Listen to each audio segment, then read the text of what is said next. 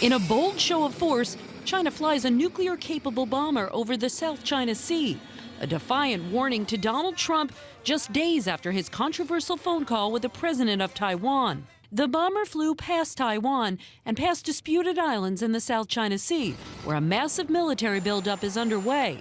U.S. officials view the muscle flexing as a message to the president-elect. I don't want China dictating to me. In an interview with Fox News, President-elect Trump threatened to overturn a 4 decades-long policy of treating Taiwan as part of one China.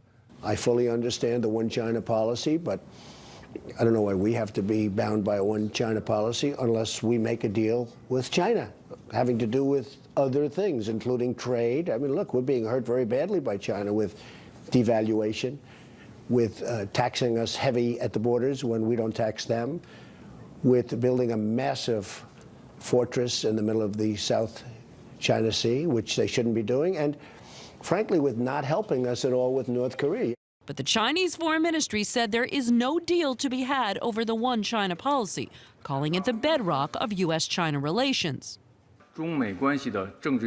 If it is compromised or disrupted, the sound and steady growth of the bilateral relationship, as well as bilateral cooperation in major fields, would be out of the question.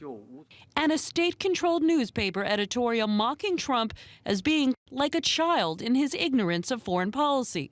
The Global Times writing, only by going through some tough times will he come to realize that China and other international powers are not to be bullied, and warning the one China policy is not for sale.